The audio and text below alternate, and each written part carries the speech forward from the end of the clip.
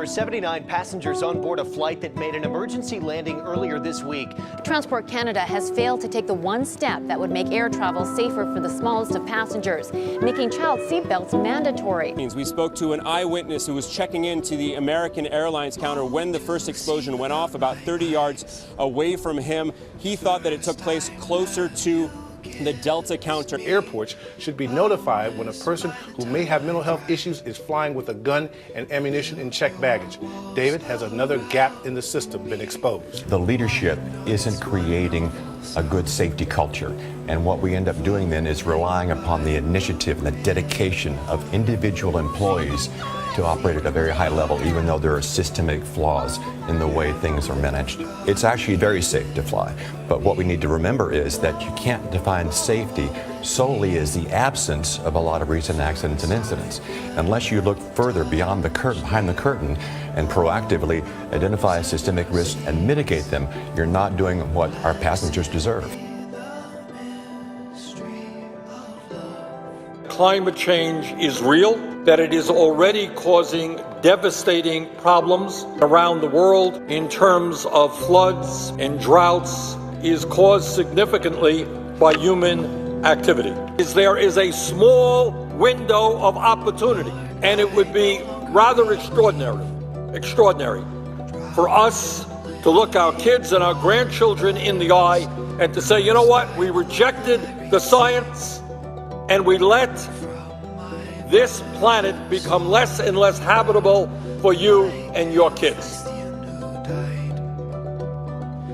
We started talking about regeneration and resilience, that doing work in economic development based on regeneration, based on resilience, is as much about as healing the human spirit as it is as creating green buildings. What this eventually led to is a process of engaging our community members. We're all related. Just like everybody in this room, just like everybody watching this, we have a collective moral responsibility to solving poverty and honoring the innovation that's there. And we're working hard to solve those problems, and we want to share those with the world. We don't talk about mental illness well. Mental illness is a very, very human response because we all have different stories, but we also have gone through millions and billions of years to all react the same way. And so we all can relate. And so I want you all to be openly honest with someone. I also want you to quit lying. Y'all are so good at lying. Nothing like a mass shooting to suddenly spark political interest in mental health. 2 million people with mental illness go to state and local jails every year.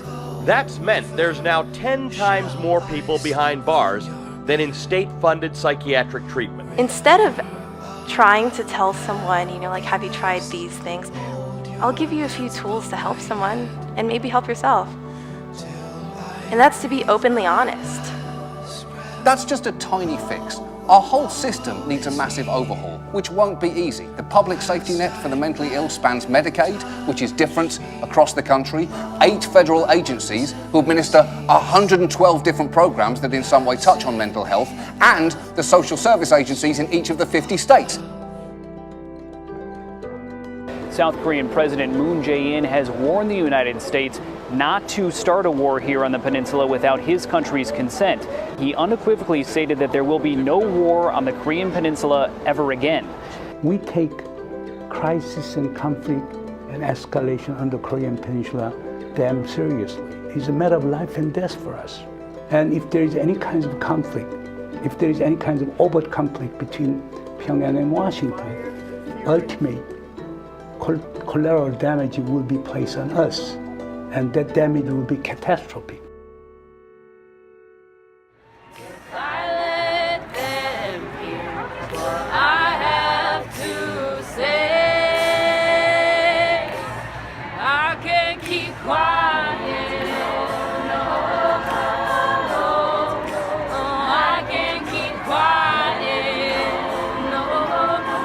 We believe that if you actually empower a woman, you empower a whole nation. Woman comes first, and then if she is at a better position, the whole community will be at a better position, and so are the children. Us students have learned anything, it's that if you don't study, you will fail. And in this case, if you actively do nothing, people continually end up dead. Us kids seem to be the only ones who notice and are prepared to call BS.